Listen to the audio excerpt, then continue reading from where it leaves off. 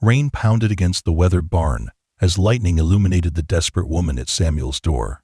She was soaked to the bone, guitar case clutched to her chest like a lifeline. "Just one night," she pleaded over the howling wind.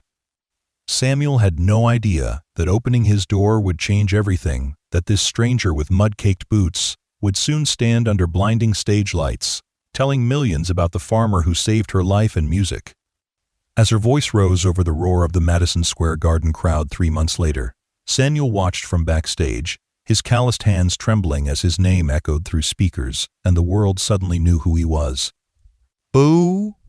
Before we carry on, please hit the subscribe button to make my day, and let me know where you are watching from in the comments. The first drops of rain hit Samuel Carter's face as he squinted up at the darkening Oklahoma sky. His weathered hands tightened around the fence post he'd been replacing, the latest in a long list of repairs his struggling farm desperately needed. At 42, Samuel's face had become a roadmap of disappointment.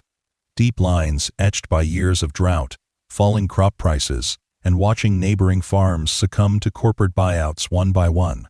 "Should have listened to the forecast," he muttered, gathering his tools as the sporadic drops quickly transformed into a steady downpour. Thunder rumbled in the distance, confirming what the heavy air had been promising all afternoon. A serious storm was rolling in. Samuel jogged toward the shelter of his barn, boots squelching in the rapidly forming mud.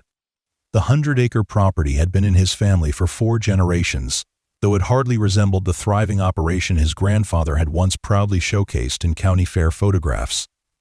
Now, the peeling red paint of the barn stood as a sad reminder of better days, when the Carter family name meant something in Riverdale County. Inside the barn, Samuel shook the rain from his dark hair, now streaked with premature gray. The familiar scents of hay, motor oil, and damp earth enveloped him as he carefully arranged his tools on the workbench. The barn was his sanctuary, the one place he still felt a sense of purpose and control. Here, surrounded by the artifacts of his family's agricultural legacy, he could almost forget the mounting bills in the farmhouse, the letters from the bank with increasingly urgent red stamps. "Get it together, Sam," he said aloud, his voice echoing in the cavernous space. His border collie, Rusty, lifted his head from his napping spot on a bale of hay, ears perking up at his master's voice. Samuel had taken over the farm when his father died unexpectedly of a heart attack 8 years ago. The transition had been rough, leaving his job as an agricultural science teacher to return to his roots. He'd been a decent teacher but a middling farmer, lacking his father's intuitive understanding of the land and weather patterns. Pride had kept him from asking for help, from admitting that the family legacy might be too heavy a burden for his shoulders alone. As the rain intensified, drumming against the metal roof, Samuel's thoughts turned to dinner, likely another solitary affair with nothing but the evening news for company. His wife Laura had left 3 years prior, unable to accept the isolation and financial stress of farm life. Their divorce had been amicable but devastating, the final blow to the future he'd once envisioned. The distant sound of an engine struggling caught Samuel's attention. He moved to the barn door, squinting through the sheets of rain. A small car he didn't recognize was making its way up his long, muddy driveway, its wheels spinning in the increasingly treacherous conditions. "Who in their right mind?" he muttered, watching as the vehicle lurched forward before finally coming to a stop about 50 yards from the house. Curiosity and caution battled within him. Visitors were rare, especially on stormy evenings. The farm was well off the main highway, not the kind of place someone just happened upon. He whistled for Rusty, who bounded to his side, tail wagging with excitement at the prospect of a newcomer. Samuel watched as the driver's door opened and a figure emerged, immediately assaulted by the rain. The Percena woman. He realized pulled something large from the back seat before slamming the door shut with her hip. She hurried toward the farmhouse, hunched over whatever she was protecting from the deluge. With a sigh, Samuel stepped out into the rain. "Hey!" he called, waving his arms to get her attention. "Over here!" The woman changed course, rushing toward the relative shelter of the barn. As she drew closer, Samuel could see she was completely soaked, dark hair plastered to her face, clothes clinging to her slender frame. In her arms, she clutched what appeared to be a guitar case. "Thank you," she gasped as she entered the barn, water streaming from her clothes to form puddles on the concrete floor. "I'm so sorry to intrude. My GPS went haywire in the storm, and then my car started making these awful noises, and—" She broke off, catching her breath. Samuel nodded, taking in her appearance. She was younger than him, mid-30s perhaps, with striking features partially obscured by her dripping hair. Something about her seemed vaguely familiar, though he couldn't place why. Her clothes were simple jeans, boots, and a new soaked denim jacket, but there was an undeniable presence about her that seemed out of place in his humble barn. "Roads around here can get tricky even in good weather," he said, reaching for a relatively clean shop towel from his workbench. "Here, for your—" He gestured vaguely at her face. "Thanks." She accepted the towel gratefully, wiping water from her eyes. "I'm Melody James. Samuel Carter," he replied, extending his hand. "Welcome to Carter Farm, though I doubt this is where you intended to end up." Melody's handshake was firm despite her obvious exhaustion. "Definitely not. I was trying to reach Riverdale. I have a meeting there tomorrow." Something in her tone suggested there was more to the story, but Samuel didn't press. "Well, you're close. About 15 miles east. But in this weather, it might as well be 100. He glanced toward the barn entrance, where rain continued to fall in sheets, punctuated by occasional flashes of lightning. "Weather service said this system's going to hang around all night." Melody set her guitar case down carefully, running her hand protectively over its surface to check for water damage. "I don't suppose there's a hotel nearby?" Samuel couldn't help the short laugh that escaped him. "Nothing closer than Riverdale itself, and I wouldn't recommend trying these back roads tonight. They flood quick." He hesitated, weighing his options. The proper thing would be to offer shelter, but the prospect of a stranger in his home, a female stranger at that, made him uneasy. It had been a long time since he'd entertained anyone. "Look," Melody said, seeming to sense his hesitation, "I'm really not a serial killer or anything. Just a musician with terrible planning skills and worse luck.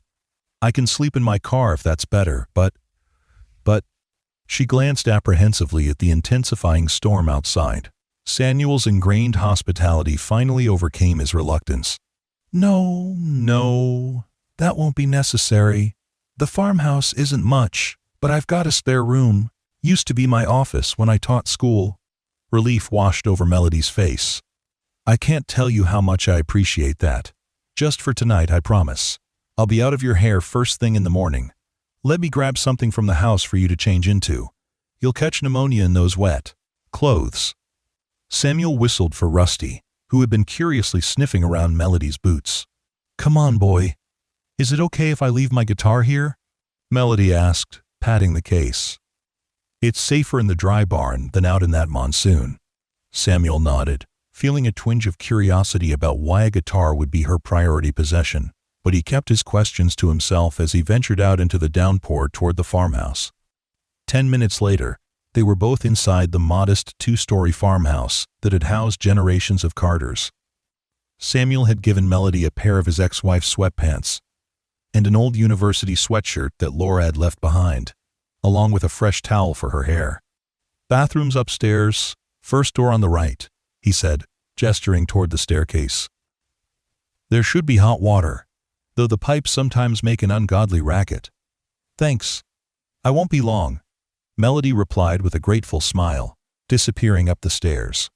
While she showered, Samuel busied himself in the kitchen, assembling ingredients for a simple meal.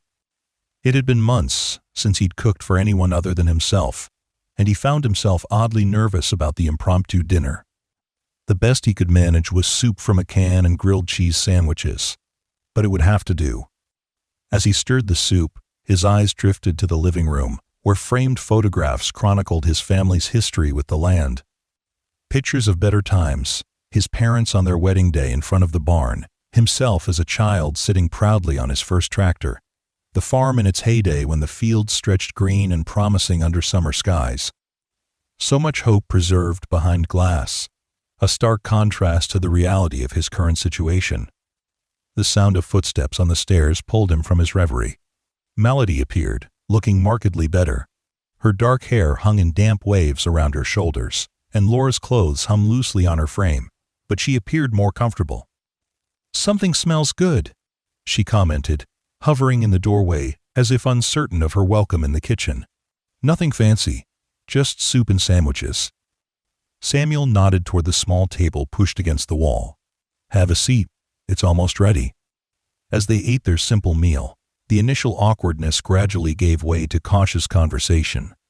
Samuel learned that Melody was indeed a musician, mostly working on smaller projects these days, as she put it, though she'd been fortunate enough to have some success in Nashville some years back. "What about you?" she asked, blowing on a spoonful of soup. "Have you always been a farmer?" Samuel shook his head. "I taught agricultural science at the high school in Riverdale for 12 years, came back to take over the farm when my father passed. That must have been a difficult transition." He shrugged, uncomfortable with her perceptiveness. "It's family land. 4 generations. You do what you have to do." "And do you enjoy it? Farming?" The question caught him off guard. People rarely asked if he enjoyed it. They usually assumed farming was in his blood, a calling rather than a choice. "Some days," he answered honestly. "When things are growing well, when the weather cooperates, there's a satisfaction to it that's hard to explain. And the other days?" Samuel met her gaze across the table, surprised by her interest. There was something about Melody that invited confidence, and attentiveness that made him want to give her honest answers rather than polite ones. "The other days I wonder if I'm the Carter who's going to lose it all," he admitted, immediately regretting his candor. "But that's not your problem. More soup?" Melody shook her head, seeming to understand his desire to change the subject. "I should probably turn in soon if I'm going to make it to Riverdale first thing tomorrow. Thank you again for dinner. And for not making me sleep in my car." "The spare room's nothing special," Samuel said, standing to clear their dishes. "But it's dry." After showing Melody to her room, Samuel retreated to the living room with a mug of coffee, listening to the storm rage outside. The rain beating against the windows provided a strangely comforting soundtrack as he reviewed the farm's depressing evening ritual that never yielded good news. The figures on the page confirmed what he already knew. Without a miracle, the bank would likely foreclose by the end of the year. 8 years of struggle, of pouring everything he had into the land, and it still wasn't enough. He closed the ledger with a heavy sigh, feeling the weight of 4 generations of Carters watching him from their photo frames. The floorboards creaked overhead as his unexpected guest settled in for the night. Samuel found himself wondering about Melody James, about what kind of music she played, and what had brought her to this remote part of Oklahoma. There was something distinctive about her, an air of quiet confidence beneath her bedraggled appearance that suggested she was accustomed to moving through the world on her own terms. With a final glance at tomorrow's grim weather forecast, Samuel turned off the lights and headed upstairs, Rusty padding faithfully at his heels. As he passed the guest room, he heard the soft melodic sounds of humming a haunting tune that followed him into his dreams of rain-soaked fields and faceless audiences applauding for someone he couldn't see. Morning arrived with unexpected brightness, the storm having spent its fury overnight. Samuel rose with the dawn, as was his habit, and made his way downstairs to start coffee before heading out for morning chores. To his surprise, he found Melody already in the kitchen, her hair pulled back in a simple ponytail, wearing yesterday's clothes, which had apparently dried overnight. "Hope you don't mind," she said, gesturing to the coffee pot. "I'm an early riser too." "Help yourself," Samuel replied, slightly disconcerted by the sight of someone else using his kitchen. It had been 3 years since Laura left. 3 years of solitary mornings. "Your land is beautiful in the morning light," Melody observed, glancing out the window where the sun was beginning to illuminate dew-covered fields. "You can't see much in the dark and rain, but now," Samuel followed her gaze. The storm had cleared the air, giving everything a freshly washed appearance that temporarily masked the farm's decline. From this distance, one couldn't see the broken fencing, the equipment in desperate need of repair, the fields that produced less each year despite his best efforts. "It's seen better days," he said, pouring himself a mug of coffee. "Mind if I look around a bit while you do your morning work? I'd like to see the barn in daylight. Promise not to get in your way." Samuel shrugged his agreement, surprised by her interest. Most people these days, especially city folks, didn't give much thought to where their food came from, let alone the struggling family farms that were increasingly rare in an era of industrial agriculture. After a quick breakfast, Samuel headed out to tend to his modest herd of cattle and check for storm damage. The previous night's deluge had left puddles across the property and washed out sections of the dirt access road, but thankfully, nothing catastrophic had occurred. The barn roof, which he'd patched just last month, had held firm. When he returned to the barn to grab a different set of tools, he found Melody sitting on a hay bale, her guitar removed from its case. Long, nimble fingers moved across the strings with practiced ease as she softly played a melody he didn't recognize. She was so absorbed in the music that she didn't notice his entrance immediately. Samuel stood quietly, not wanting to interrupt. There was something different about her this morning, a focused intensity that transformed her from a bedraggled traveler into someone commanding and assured. Her posture, the confident set of her shoulders, the way her head tilted slightly as she listened to the notes she produced all suggested someone intimately comfortable with her instrument. She struck a discordant note and paused, frowning slightly. "No, that's not right," she murmured to herself before trying a different progression. "Sounds pretty good to me," Samuel commented, finally announcing his presence. Melody looked up, slightly startled. "Sorry, I hope you don't mind. The acoustics in here are surprisingly nice." "Don't mind at all." Samuel moved toward his workbench, selecting the tools he needed. "You play professionally, you said?" "I have," she replied with a slight smile. "It's been a while since I've performed publicly, though. Been taking some time to reconnect with why I started playing in the first place." There was something in her tone, a hint of the larger story, but Samuel didn't press. Everyone was entitled to their privacy, and he of all people understood the desire to keep certain struggles to oneself. "How's your car this morning?" he asked, changing the subject. Melody grimaced. "Still making that terrible noise. Any chance there's a mechanic nearby? Pete's garage in Riverdale is honest, at least. I can give him a call if you'd like, though it might be a day or two before he can look at it." Samuel hesitated, calculating the impact of what he was about to offer on his already tight schedule. "In the meantime, I could drop you in town for your meeting. Need to pick up some supplies anyway." Relief washed over Melody's face. "That would be incredible. I really can't miss this appointment. It's important." An hour later, they were in Samuel's pickup truck, bumping down the long driveway toward the main road. Rusty sat between them on the bench seat, his head resting contentedly on Melody's lap as she absently scratched behind his ears. "He likes you," Samuel observed. "Usually takes him a while to warm up to strangers." "Dogs have always liked me," Melody replied with a smile. "More than people sometimes." They drove in comfortable silence for a while, the morning sun painting the Oklahoma landscape in golden hues. Rolling fields stretched to the horizon, punctuated by the occasional farmhouse or stand of trees. "Mind if I ask what your meeting's about?" Samuel finally inquired, curiosity getting the better of him. Melody seemed to weigh her response. "It's about a possible performance. A small venue in Riverdale reached out, wanting to book me for a show." "The Crossroads?" "That's the only music venue I know of around here." "That's the one," she confirmed. "Nothing fancy, but I'm trying to get back to my roots. Small venues, real people. Connection, you know?" End quote. Samuel nodded, though he wasn't entirely sure he did know. Music had always been peripheral to his life, something on the radio while he worked. Background noise at the county fair. The passion evident in Melody's voice when she spoke about performing was foreign to him. "Well, good luck with it," he offered as they approached the outskirts of Riverdale, a modest town that served as the commercial hub for the surrounding agricultural community. "Where can I drop you?" "The Crossroads is fine. I'm meeting the owner, Jack Reynolds." Samuel raised an eyebrow. "Jack? Known him since high school. Good guy." "Small world," Melody commented with a slight smile.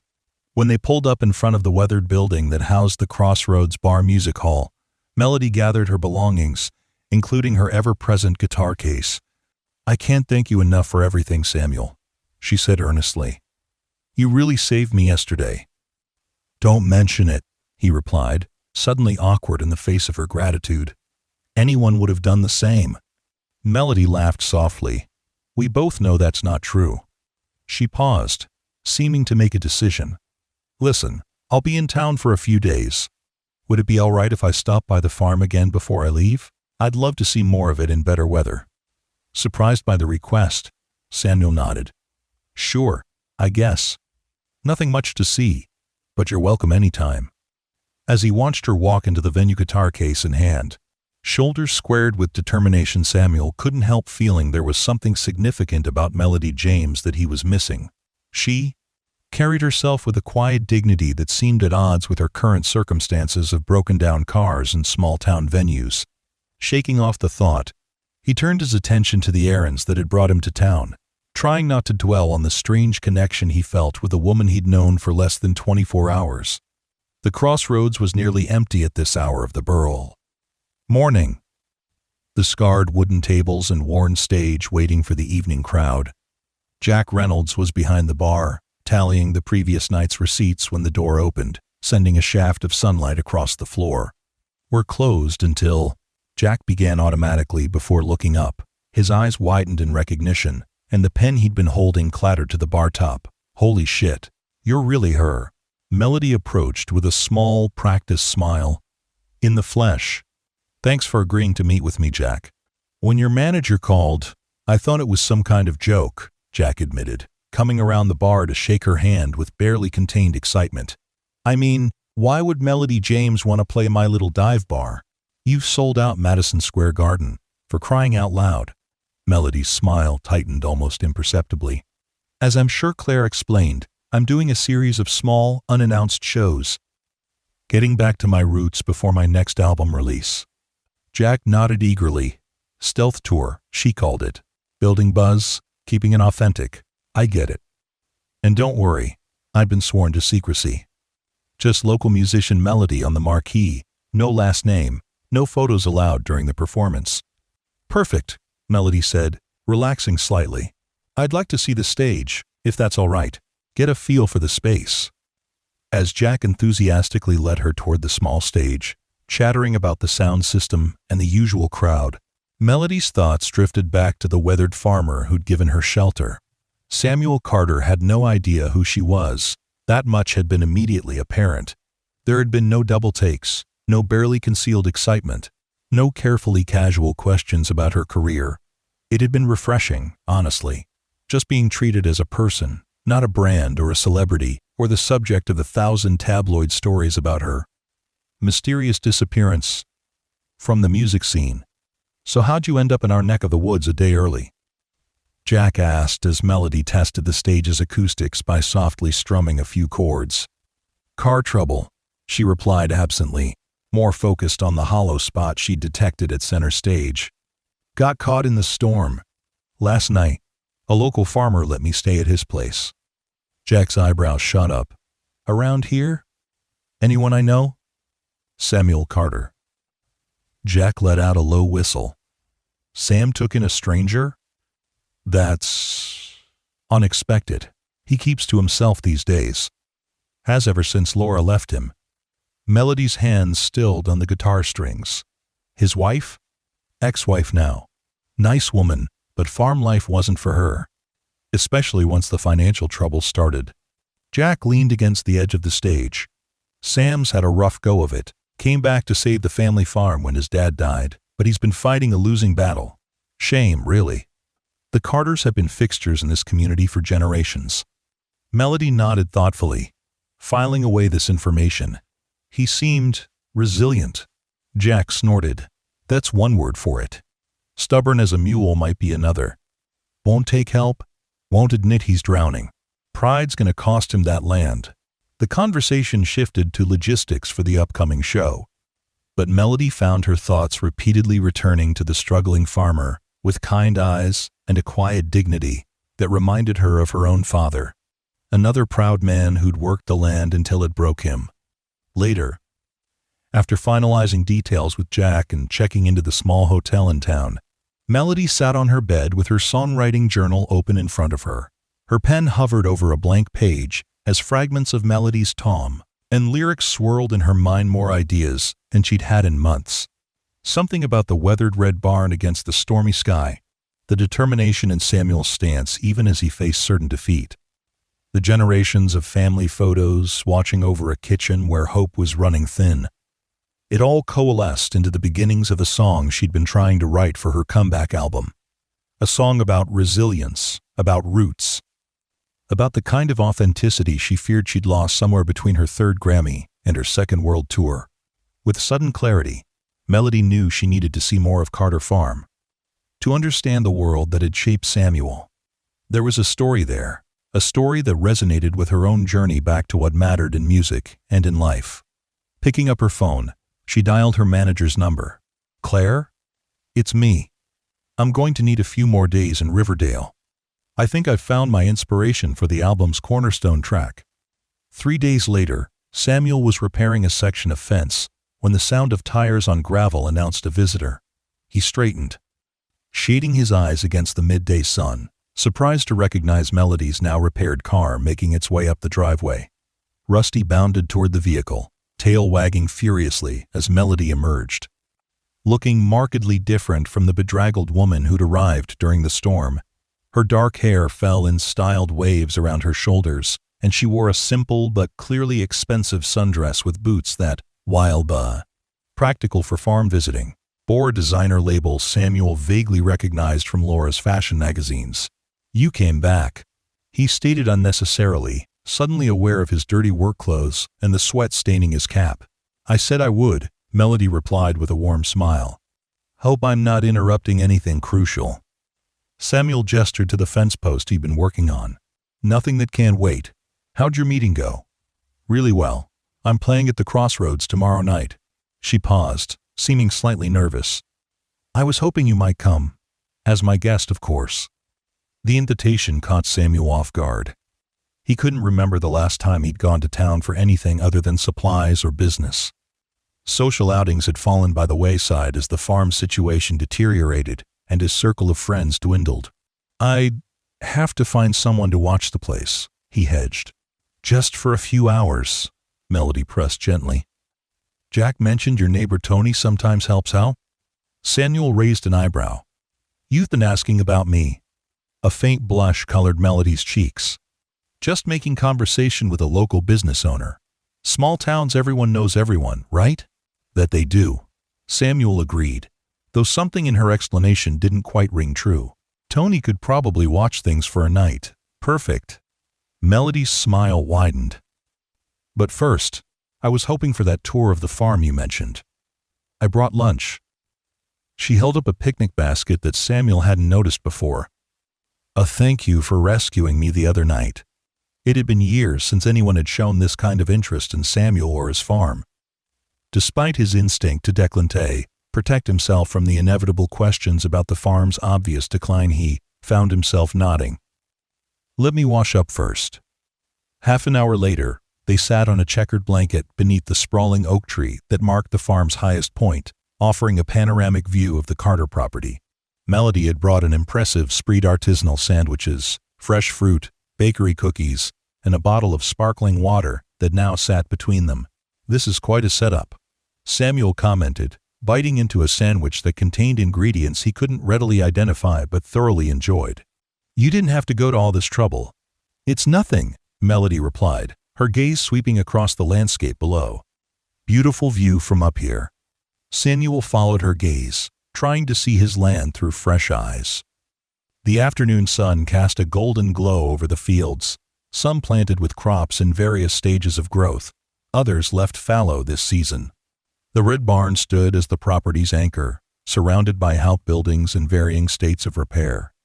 In the distance, a small herd of cattle grazed lazily in a green pasture bordered by a creek that caught the sunlight like a silver ribbon.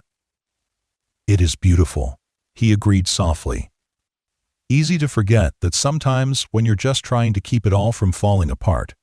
Melody turned to him, her expression open and curious. "Tell me about it, the farm. Your family history here. Jack mentioned the Carters have been here for generations."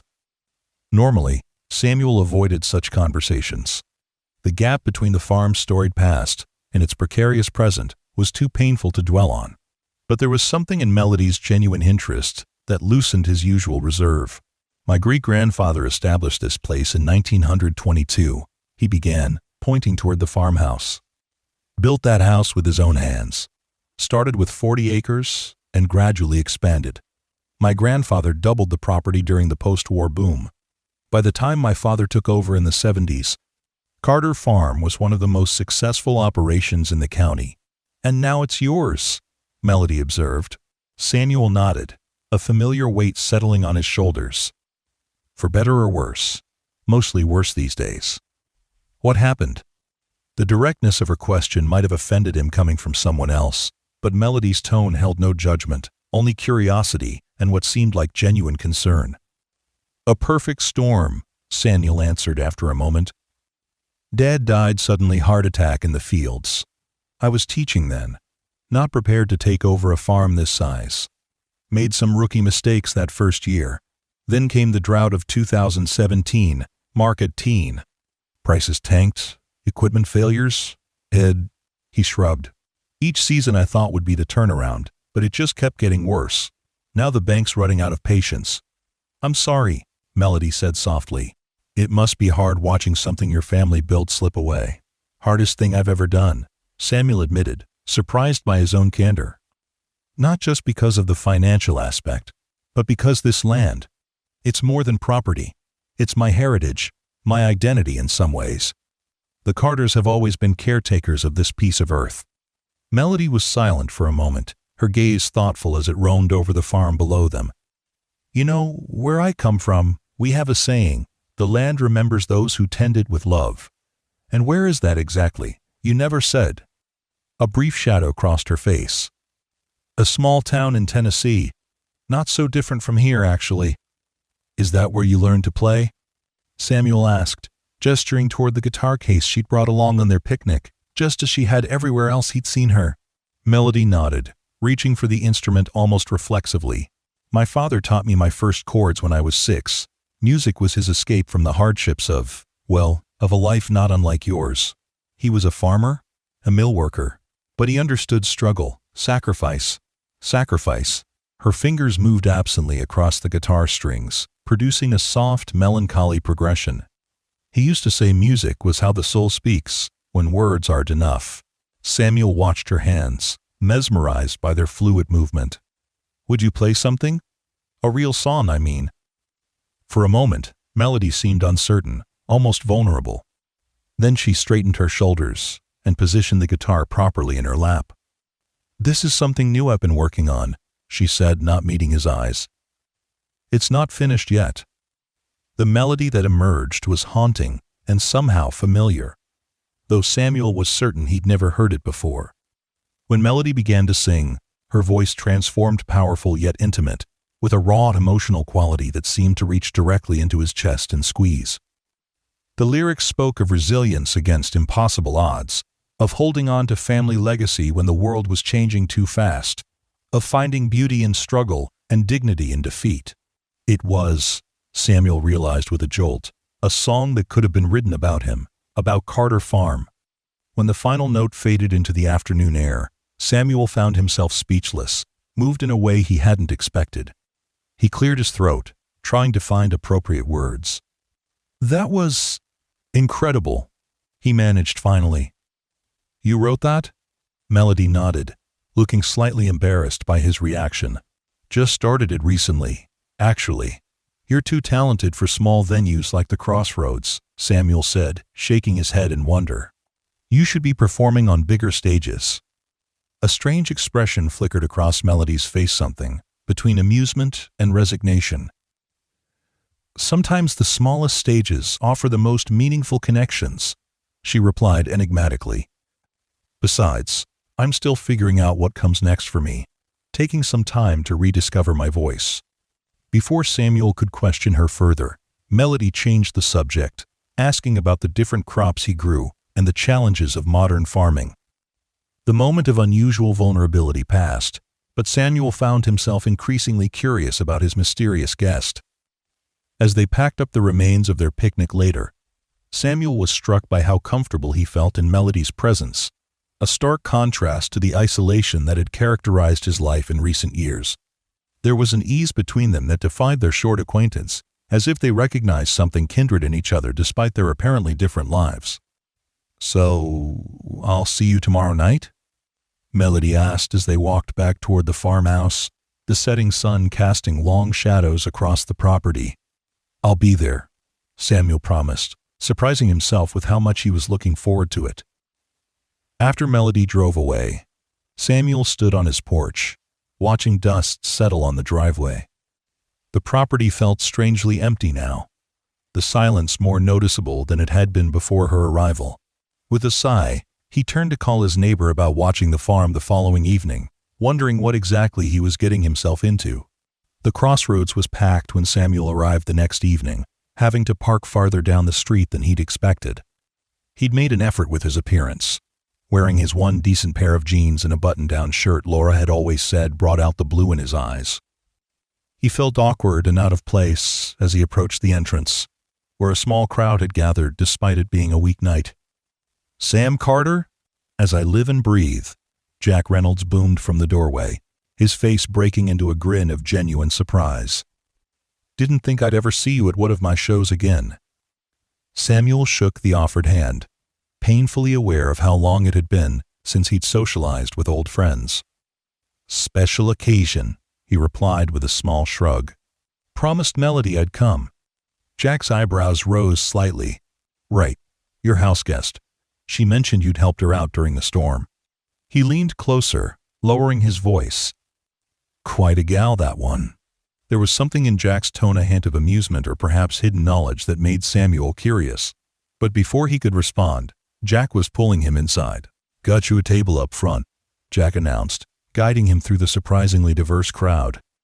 Alongside the expected farmers and local townspeople were clusters of younger, hipper-looking individuals who seemed out of place in rural Oklahoma. Melody's request. The reserved table was indeed just in front of the small stage, which had been transformed with additional lighting and sound equipment that Samuel didn't remember from his infrequent past visits to the crossroads. "Quite a setup for a local show," Samuel observed as he settled into his seat. Jack snorted but didn't elaborate. "First beers on the house. Show starts in 20. Left alone at his table, Samuel glanced around, surprised by the buzz of anticipation in the room. Word about Melody must have spread quickly for this kind of turnout on a Tuesday night. He recognized many faces from town, but also noticed more than a few strangers, including a couple of men with professional-looking cameras who seemed to be trying to blend in unsuccessfully. "Samuel." A warm voice cut through his observations. He turned to find Melody approaching his table, looking transformed yet again. Gone were both the bedraggled traveler and the casual farm visitor. In their place stood a woman of unmistakable presence, dressed in a simple but elegant black dress, with boots that certainly hadn't been purchased at the local farm supply store. Her hair fell in loose curls around her shoulders, and subtle makeup accentuated her striking features. "You made it," she said, her smile genuine as she slid into the chair beside him. "I wasn't sure you would." "I said I would," Samuel replied, echoing her words from the previous day. "Though I didn't expect half the county to be here too." Melody glanced around, a flicker of concern crossing her face when she noticed the men with cameras. "Word travels fast in small towns." "That it does. But they're not all locals," Samuel observed. "Those guys with the cameras, for instance." Melody's expression tightened almost imperceptibly. "Probably from the county paper or something," she said dismissively, though Samuel sensed there was more to it. "Listen, I can't stay and chat, need to warm up, but I wanted to make sure you were comfortable." "I'm fine," Samuel assured her, still puzzled by the unusual level of attention her performance seemed to be generating. "Break a leg. Or whatever it is you're supposed to say." Melody laughed, the sound warm and genuine. "Thanks. I hope you enjoy the show." She hesitated, then added more softly, "It means a lot that you're here." Before Samuel could respond, she was gone, weaving through the increasingly crowded venue toward the back area he assumed served as a green room. He watched her go, noting how people's eyes followed her movement, how conversations paused momentarily as she passed. There was an unmistakable energy around Melody, a magnetism that seemed at odds with her claim of performing in smaller venues these days. 20 minutes later, the house lights dimmed, and the crowd's chatter subsided to an expectant hush. Jack appeared briefly on stage to welcome everyone to a special night at the Crossroads before introducing a remarkable talent we're lucky to have with us tonight, Melody. The audience applauded enthusiastically as Melody took the stage, guitar in hand. She looked confident yet somehow vulnerable as she approached the microphone, her eyes briefly finding Samuel's in the front row before addressing the crowd. "Thank you all for coming out tonight," she said, her voice warm and intimate. "It's been a while since I've done this, and I can't think of a better place to find my way back to what matters." Without further introduction, she began to play a song Samuel didn't recognize but instantly connected with. Her voice filled the room, powerful yet controlled, conveying emotion with an authenticity that seemed to touch everyone present. The audience was rapt, utterly silent, except for occasional murmurs of appreciation during instrumental passages. As Melody moved through her set, Samuel found himself increasingly mesmerized. There was something transcendent about her performance, a raw connection between artist and audience that created an almost sacred atmosphere in the humble venue. He'd never been particularly moved by music before, but watching Melody perform, seeing the passion and vulnerability she poured into each song awakened something long dormant within him. It was during her fifth song that the realization began to dawn on him. The melody was vaguely familiar, something he might have heard on the radio years ago. And the way the crowd responded, singing along softly to the chorus. This wasn't just any traveling musician playing a small-town venue. The suspicion grew stronger when she introduced her next song with, "This one earned me my first Grammy, but tonight I'd like to play it the way I originally wrote it, before the producers got their hands on it." And a murmur ran through the crowd as Melody launched into an acoustic version of what Samuel now recognized as Harvest Moon Requiem, a hit song he'd heard countless times without ever connecting it to the woman who'd slept in his spare room. By the time Melody finished her set with the haunting, unfinished song she'd played for him during their picnic introduced, "A work in progress inspired by someone who reminded me why I make music in the first place," Samuel sat in stunned silence, piecing together the truth. Melody James wasn't just any musician. She was Melody James, the multiple Grammy winner, whose sudden retreat from the spotlight 2 years ago had generated endless media speculation. The woman who'd sold out arenas worldwide was the same person who'd appeared on his doorstep during a storm, who'd eaten soup at his kitchen table and asked about his crops with genuine interest. As thunderous applause filled the Crossroads, Samuel remained seated while others gave Melody a standing ovation. His mind raced, recalibrating every interaction they'd had, wondering if he'd been part of some elaborate publicity stunt or reality show. Melody took a final bow, her eyes finding him in the crowd. Something in her expression, a mixture of triumph, vulnerability, and what looked like apprehension, suggested she understood exactly what was going through his mind. After the show, Samuel waited at his table while Melody was surrounded by enthusiastic fans seeking autographs and photos. The men with cameras were now openly taking pictures, and he heard snippets of conversations that confirmed his suspicions. People excitedly discussing how they'd been at Melody James's secret comeback show and speculating about her next album. It was nearly an hour before the crowd thinned enough for Melody to make her way to his table, her expression a mixture of exhilaration from the performance and anxiety about his reaction.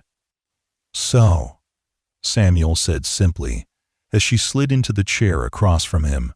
"Melody James." She winced slightly at his tone. "I should have told you. Were you ever going to?" Melody sighed, running a hand through her hair, surprisingly vulnerable gesture from someone who had commanded the room so completely just an hour before. "Yes, tomorrow, actually. I wanted you to see me perform first, to understand that part of me before the whole famous musician thing complicated everything." Samuel processed this, trying to reconcile the international star with the woman who'd seemed so at ease sitting under his oak tree. Why all the secrecy? And why me, my farm? The secrecy wasn't about you specifically, Melody explained, leaning forward earnestly. I've been off the grid for almost 2 years, trying to find my voice again after everything became about record sales and stadium shows and media coverage. She gestured vaguely around the now emptying venue. This tour, small venues, no publicity, just showing up and playing. It's my way back to what matters in music. And my farm? Was that just convenient shelter during a storm, or something more? Melody's expression softened. The storm was genuine bad luck or good luck, depending on how you look at it. But once I was there, once I saw the farm, heard your story, something clicked, Samuel. Your struggle, your connection to the land, your quiet determination in the face of likely defeat resonated with me in a way nothing has in years. Samuel sat back, still processing the revelation. So, I'm what? Inspiration for your comeback album? He immediately regretted the bitterness in his tone when hurt flashed across Melody's face. That's not fair, she said quietly. Yes, meeting you sparked something creatively, but it was never just about that. I genuinely enjoyed our conversations, our time together.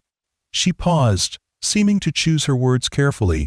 When you've been in the spotlight as long as I have, it's rare to meet someone who sees you as a person first, not a celebrity or a meal ticket. You gave me that, even if only for a few days. The sincerity in her voice made it difficult for Samuel to maintain his indignation. Still, he couldn't help feeling somewhat used, however unintentionally. I should have recognized you, he said finally, shaking his head. Laura used to play your music all the time. A smile ghosted across Melody's lips. Most people see what they expect to see. You weren't looking for a Grammy-winning artist on your doorstep during a thunderstorm. No, I certainly wasn't. Samuel sighed, the initial shock beginning to fade. So, what happens now? You go back to your real life, and I go back to losing my farm? The harshness of this question hung between them for a moment before Melody responded. My real life isn't what you might think, she said quietly, and I'm not quite ready to leave just yet, if that's okay. She hesitated, then added, I meant what I said about the song being inspired by you and your farm. I'd like to finish it properly, maybe even record some of it there if you're willing. Samuel raised an eyebrow. You want to record at Carter Farm? Just some acoustic work, nothing elaborate. There's something about that old barn's acoustics. Melody trailed off, studying his face. Unless you'd rather I didn't. The thought of refusing her request seemed absurd, even in his confused state. No, it's fine. It's just surreal, I guess. Melody laughed softly, the tension between them easing slightly. Trust me, I understand surreal. My life has been a series of surreal moments for the past decade. She reached across the table, briefly touching his hand. For what it's worth, these past few days just being Samuel's unexpected houseguest, not Melody James, have been the most normal I've felt in years. Something in her expression, a mixture of hope and hesitation, made Samuel's remaining anger difficult to maintain. Whatever her reasons for keeping her identity secret, he couldn't deny the connection he'd felt during their brief acquaintance. All right, he said finally. You can record in the barn, but no more secrets, okay? End quote. Relief washed over Melody's face. No more secrets, she agreed. In fact, I'd like to tell you the full story about why I disappeared from music, why this comeback matters so much. But not here. She glanced around at the few remaining patrons, some of whom were clearly eavesdropping. Tomorrow? Samuel nodded, still somewhat dazed by the evening's revelations. Tomorrow. As they parted ways outside the crossroads, Melody to her hotel, and Samuel to his truckie, couldn't help wondering what other surprises awaited him in this unexpected bereft. Relationship with a woman whose music had apparently touched millions, but whose real self remained a mystery to most of the world. Samuel woke early the next morning, as was his habit, but found his usual routine disrupted by thoughts of the previous night's revelation. As he moved through his morning chores, tending to the animals and checking irrigation systems, his mind kept returning to Melody's performance. The power of her voice, the way she had commanded the room, the undeniable talent that had propelled her to fame. It made their previous interactions seem almost absurd in retrospect. A multiple Grammy winner sitting on his weathered porch, eating soup from his chipped bowls, asking about crop rotation as if genuinely interested. By mid-morning, Samuel had worked himself into a state of conflicted anticipation about Melody's promised visit. Part of him was still uncomfortable with having been kept in the dark about her identity, while another part was simply curious about what further revelations the day might bring. The sound of tires on gravel announced her arrival shortly before noon. Samuel emerged from the barn to find not just Kane, Melody's car, but a small, unmarked van as well, from which two men were unloading what appeared to be recording equipment. "Hope you don't mind," Melody called as she approached, looking more like the casual farm visitor from days ago than the polished performer of the previous night. "This is Dave and Ryan, my sound engineers.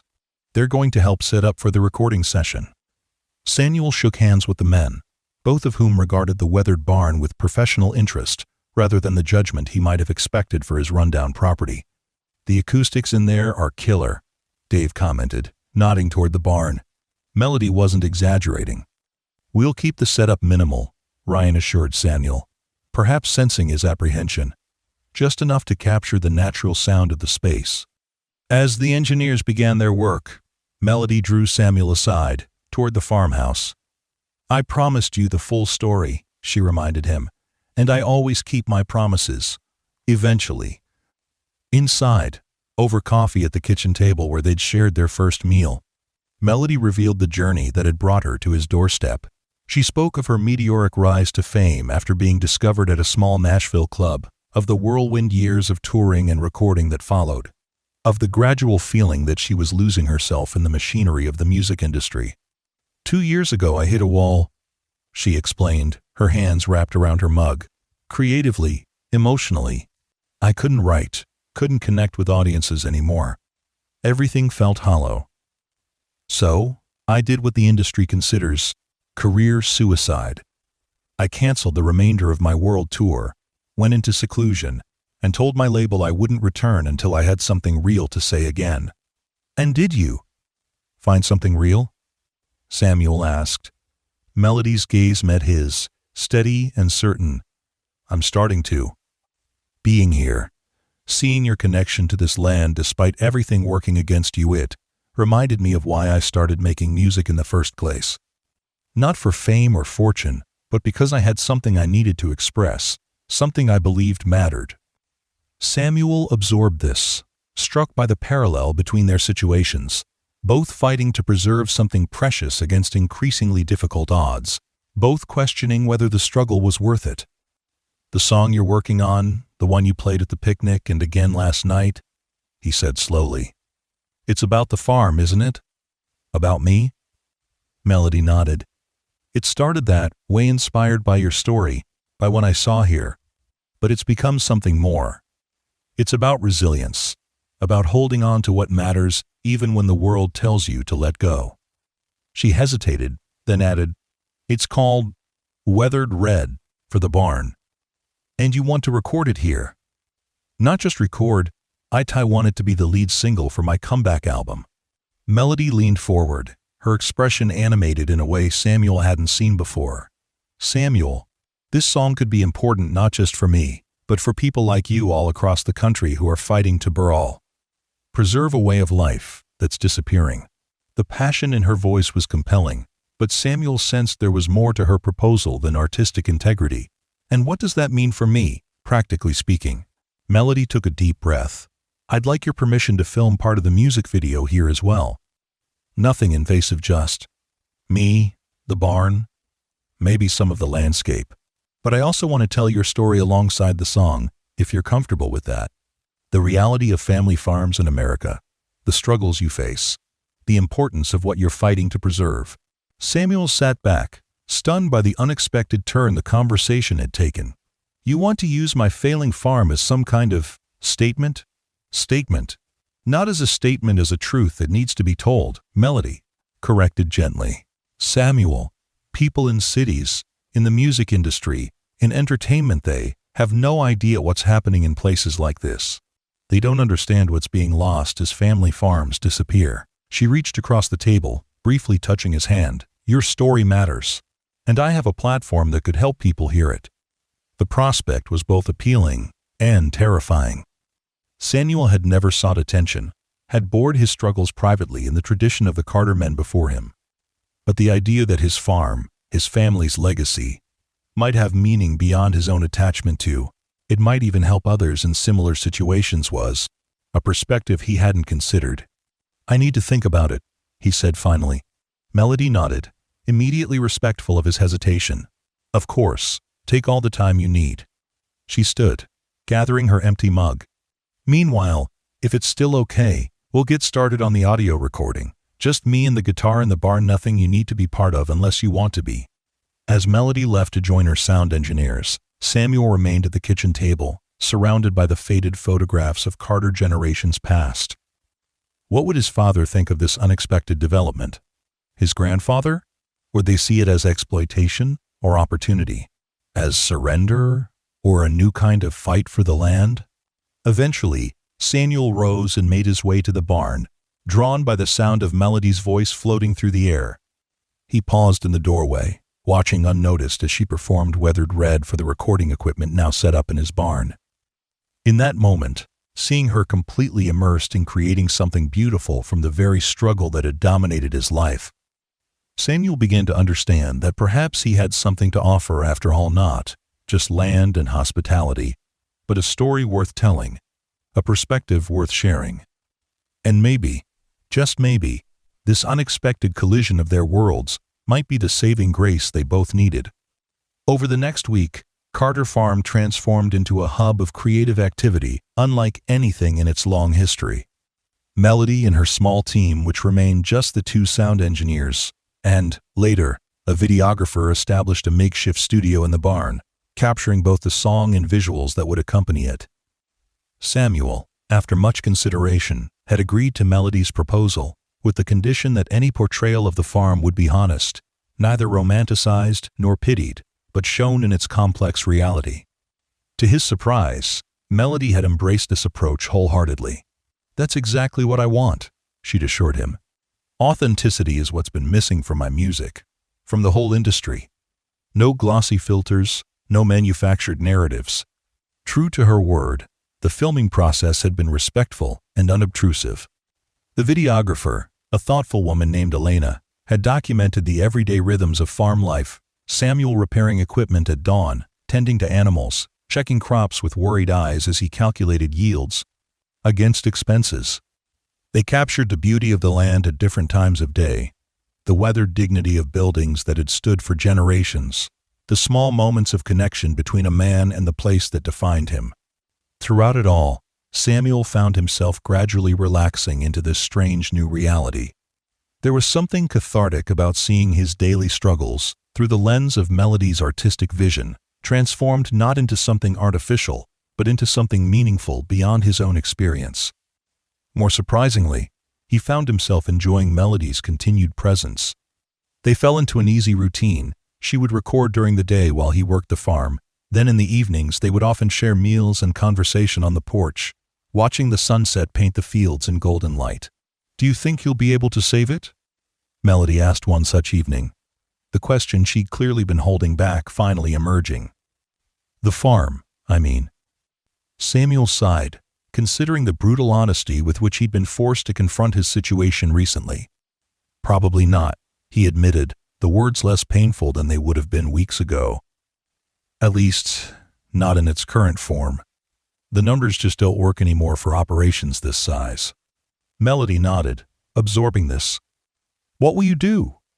I've been thinking about that more lately, Samuel replied, surprising himself with the admission. Maybe scale down. Focus on specialty crops, rather than competing with the big operations. There's a growing market for organic, locally grown produce. He gestured toward the fields. Or maybe convert part of the land for educational purposes, farm visits for schools, that kind of thing. Use my teaching background. You've given this serious thought, Melody observed with a small smile. Having to explain my situation to your camera crew Forced me to articulate things I've been avoiding, Samuel acknowledged. Made me realize I've been so focused on not losing everything that I haven't considered what saving part of it might look like. They sat in comfortable silence for a while, the twilight deepening around them. What about you? Samuel asked eventually. After this song is released, then what? Melody's expression grew thoughtful. The album will follow, then a proper tour, but not like before. Smaller venues, more intimate shows. I'm done with stadiums where I can't even see the faces in the crowd. She turned to him, her expression earnest. This experience meeting you, being here, it's changed my perspective on what success really means. I want my music to matter, not just sell. Samuel nodded, understanding the parallel in their journeys. Both were being forced to reimagine what fulfillment looked like when original dreams became untenable. When do you leave? He asked, the question that had been hovering unspoken between them for days. Tomorrow, Melody replied softly. We've got everything we need for the song and video. I need to get back to Nashville to finish production. She hesitated, then added, but that's not the end, Samuel. When the video releases, there will be interest in your story, in the farm. My team wants to coordinate with you on that, interviews, press opportunities. Samuel grimaced slightly. Not really my thing. I know, Melody acknowledged with a small laugh. But he could help with whatever direction you decide to take the farm. Visibility has value these days. As darkness fell completely, Samuel realized how quickly he'd grown accustomed to these conversations, to Melody's presence in his previously solitary life. The thought of returning to the silence after she left was unexpectedly difficult. I'll miss this, he admitted, gesturing vaguely between them. The talks. In the dim porch light, Melody's expression softened. Me too. She hesitated, then reached over to place her hand over his. You know, Nashville isn't that far from Oklahoma, and I'll need to come back when the video releases. Samuel turned his hand to clasp hers, a silent acknowledgement of the connection that had formed between them. Fragile, yet significant, complicated by their different worlds yet grounded in mutual understanding and respect. The next morning, as Melody and her team packed up their equipment, Samuel found himself fighting an unfamiliar emotional tightness in his chest. Standing beside her car, he felt awkward suddenly, unsure of the proper farewell for whatever their relationship had become. Thank you, Melody said simply, breaking the silence. For trusting me with your story, your space. She gestured toward the farm around them. This place is special, Samuel. So are you. Just an ordinary farmer, he demurred. Melody shook her head, a fond exasperation in her expression. After everything, you still don't see it. She stepped closer, her voice lowering. There's nothing ordinary about fighting for what matters, about pouring your heart into something despite impossible odds. That's what connected me to you from the beginning. I recognized a fellow stubborn soul. Before Samuel could respond, she reached up and kissed his cheek, her hand briefly resting against his heart. This isn't goodbye, she promised. Just intermission. As her car disappeared down the long driveway, Samuel stood watching until the dust settled, Rusty sitting loyally at his feet. The farm seemed strangely empty, the silence both familiar and newly uncomfortable. With a deep breath, he turned back toward the barn-weathered red against the blue Oklahoma sky, now imbued with new meaning through Melody's eyes and voice. For the first time in years, he felt a flutter of something that resembled hope. Not for the impossible salvation of everything he'd known, but for the possibility of something new growing from deep, resilient roots. 3 months passed in a blur of seasons changing and preparations being made. Samuel had initially returned to his solitary routine after Melody's departure, but their continued communication regular. Phone calls and text messages, updating each other on their respective projects had kept the connection alive across the distance.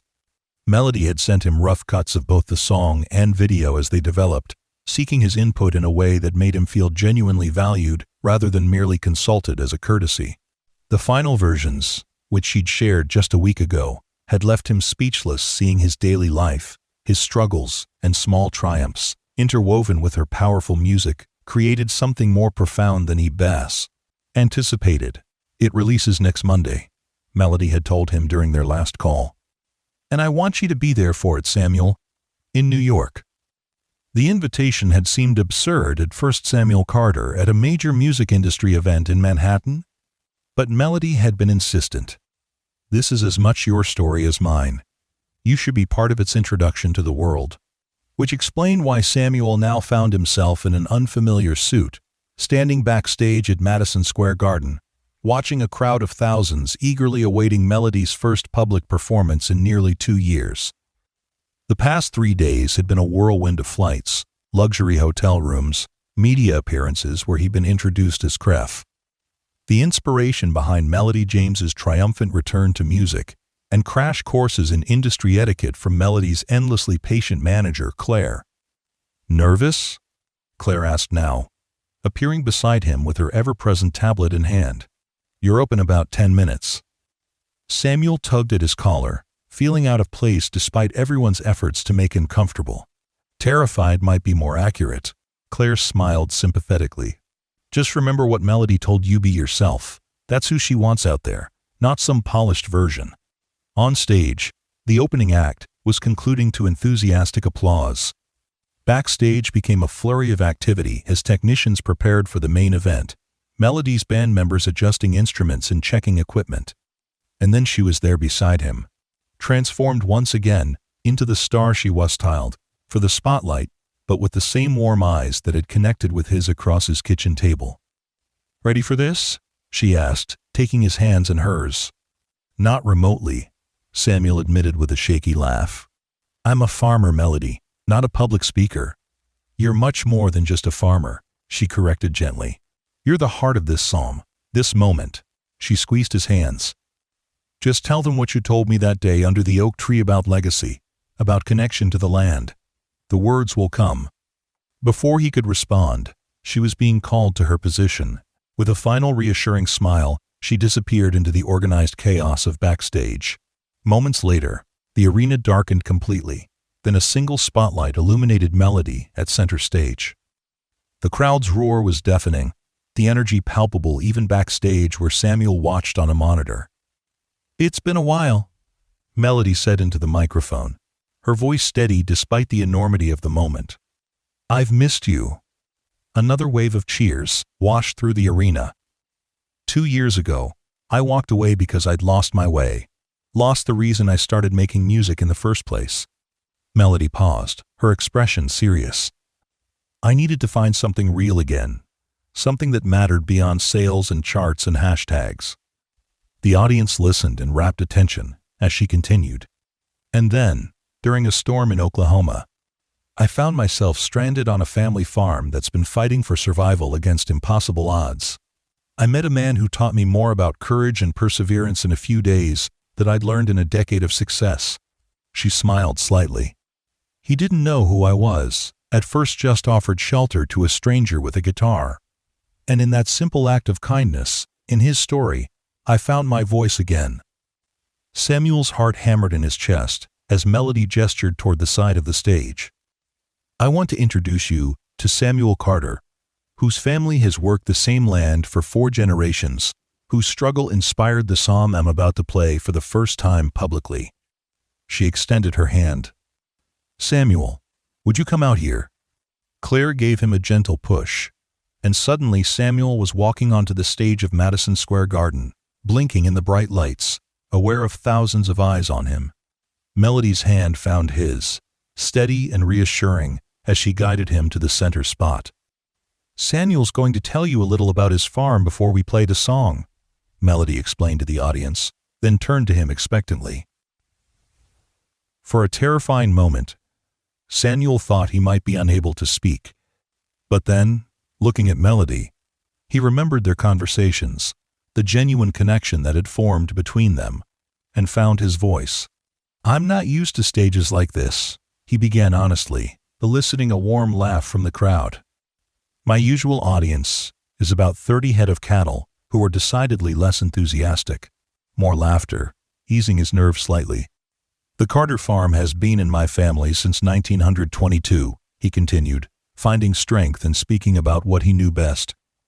My great-grandfather built the barn that you'll see in Melody's video with his own hands. It's weathered storms, droughts, economic depressions, and everything else a century can throw at a place.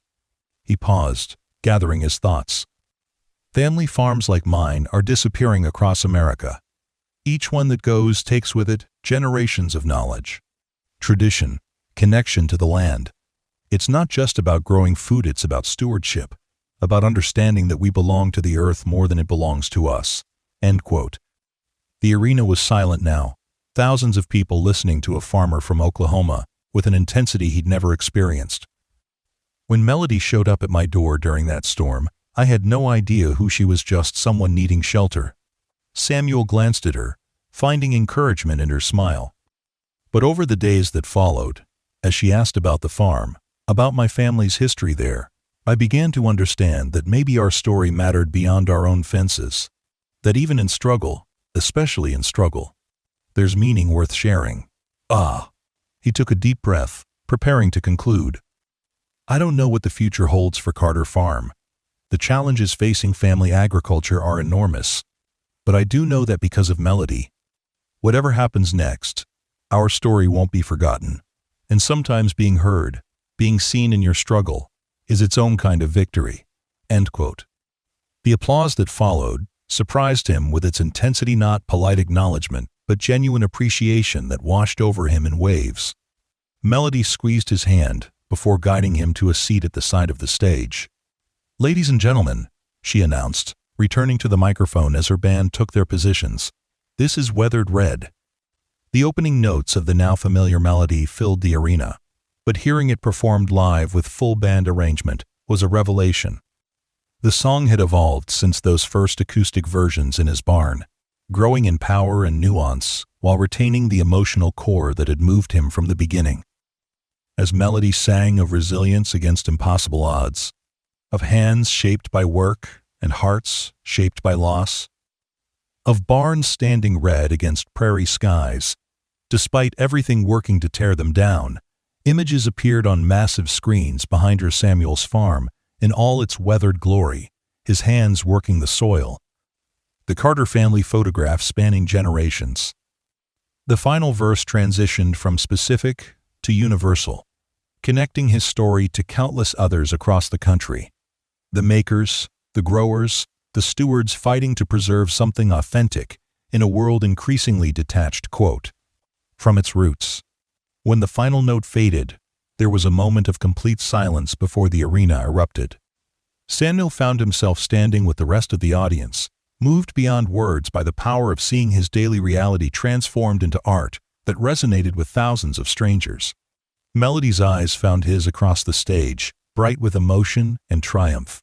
In that moment, something unspoken passed between them, an acknowledgement that this unlikely partnership had created something larger than either could have achieved alone.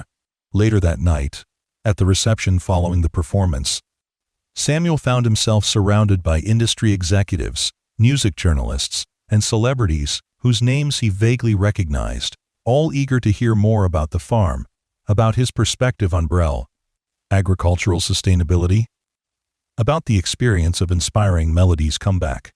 "Hanging in there?" Melody asked, appearing at his side with 2 glasses of champagne, one of which she offered to him. "Barely," Samuel admitted, accepting the drink gratefully. "Your world is exhausting." Melody laughed, the sound genuine and relaxed in a way he hadn't heard before tonight. "It is. But it's also exhilarating when it's connected to something real." She clinked her glass against his. "To weathered red barns and the stubborn people who keep them standing. And to Grammy-winning musicians who find inspiration in unlikely places," Samuel added with a smile. "About that," Melody said, her expression turning slightly more serious. "We need to talk about what happens next." Samuel raised an eyebrow. "I assumed I go back to my cows, and you continue your triumphant comeback tour." "That's certainly one option," Melody acknowledged. "But there are others we should discuss." She glanced around at the crowded reception. "Not here, though. Tomorrow?" Before Samuel could respond, they were interrupted by Claire, who needed to introduce Melody to an important radio programmer. With an apologetic smile, Melody was swept away into the crowd, leaving Samuel to wonder what possibilities she had in mind. The following morning, Samuel awoke in his luxury hotel room, still marveling at how dramatically his life had changed in the span of 3 months. From the brink of foreclosure to sitting on a Manhattan balcony 20 stories above the streets, watching the city come alive while sipping coffee that cost more than he'd usually spend on breakfast for a week. A knock at his door announced Melody's arrival. She entered looking refreshed and relaxed in simple jeans and a sweater, so different from her stage persona of the previous night, yet equally captivating in her authenticity. "Sleep well?" she asked, joining him on the balcony and accepting the cup of coffee he offered. "Better than I expected," Samuel admitted, "though I'm still not entirely convinced this isn't all some elaborate dream." Melody smiled, understanding in her eyes. "It's a lot to take in. But we should talk about the real-world implications while we have the chance." "What implications?" "Wuthered. Red is being released to radio and streaming platforms today," Melody explained. "Based on the industry response last night and the pre-release buzz, my label expects it to be significant. The video goes live at noon." Samuel nodded, still struggling to grasp how his daily life had become content for mass consumption. "And that affects me how? Exactly?" "There will be interest in you, in the farm." Melody set her cup down, her expression serious. "Media requests, probably some offers for appearances, definitely social media attention. Claire has already fielded calls from 3 major morning shows and several magazines wanting to interview you." Samuel felt a wave of anxiety at the prospect. "That's not really my thing, Melody. I'm happy to have helped inspire your comeback, but I'm not looking for fame." "I understand that," she assured him quickly. "And you can decline anything that makes you uncomfortable. But there's potential here that goes beyond publicity." She leaned forward, her passion for the subject evident. "The response last night wasn't just about the music, Samuel. People connected with your story, with the issues facing family farms like yours. Because you made it beautiful through your song," Samuel pointed out. "Real life on the farm is mostly hard work and worry, not poetic moments at sunset." Melody acknowledged this with a nod. "True, but beauty helps people pay attention to difficult realities they might otherwise ignore. And now that they're paying attention, there are opportunities." "What kind of opportunities?" "Several, actually." Melody shifted to face him more directly. "First, there's a foundation interested in partnering with you to establish an educational program at Carter Farm bringing students to learn about sustainable agriculture. Traditional farming methods, the history of family farms in America. They were at the show last night, and your comments about stewardship really resonated." Samuel raised his eyebrows, surprised. "Teaching again? On the farm?" "Combining your backgrounds," Melody confirmed. "They provide funding for necessary renovations and programming development. It wouldn't save the entire farm as a commercial operation, but it would preserve the heart of it, keep it in your family, and create something meaningful from the struggle." End quote. Samuel sat back, considering this unexpected possibility. The idea of sharing his family's agricultural knowledge, of helping young people connect with the land in an increasingly digital world. It appealed to the teacher in him that had never fully disappeared. "There's more," Melody continued. "A collective of organic food companies is interested in contracting a portion of your acreage for specialty crops heritage varieties. Organically grown. It would be a smaller operation than what you've been running, but potentially more profitable per acre." End quote. "How do you know all this?" Samuel asked, amazed at the developments that had apparently occurred overnight. Melody smiled slightly. "Claire's been fielding inquiries since the story of our connection first leaked to the music press. Last night just accelerated everything." She hesitated, then added, "And I may have been making some calls myself over the past few months." "You've been planning this," Samuel realized, not sure whether to feel manipulated or touched by her efforts. "Not planning exactly," Melody clarified. "But I recognized a potential in your situation from the beginning, not just for my music, but for you, for the farm. I wanted to make sure there were real options available if the song and video resonated the chess way I thought they would. Samuel stood, moving to the balcony railing to look out over the city, trying to process everything. The prospect of transforming Carter Farm rather than losing it entirely was appealing, especially if it meant preserving his family's connection to the land while adapting to new realities. "And what about you in all this?" he asked finally, turning back to face her. "Where do you fit into these potential futures for Carter Farm?" Melody's expression softened, a vulnerability appearing that he'd rarely seen. "That depends partly on you, Samuel." "On me?" She joined him at the railing, close enough that he could detect the light scent of her perfume. "These past months, our conversations, the connection we've formed, they've meant a lot to me." She met his gaze directly. "More than I expected when I showed up at your door during that storm." Samuel felt his heart rate increase, suddenly very aware of her proximity. "They've meant a lot to me too," he admitted quietly. "The truth is," Melody continued, "I don't want this to be the end of our story. Whatever form Carter Farm takes going forward, I'd like to be part of it somehow." She smiled, a touch of nervousness visible despite her usual confidence. "I bought a small place outside Nashville last year, a retreat from the music industry chaos. But I'm finding I miss Oklahoma more than I expected." The implication hung between them, neither quite ready to articulate it directly, but both aware of its presence. "Nashville's not that far from Oklahoma," Samuel said finally.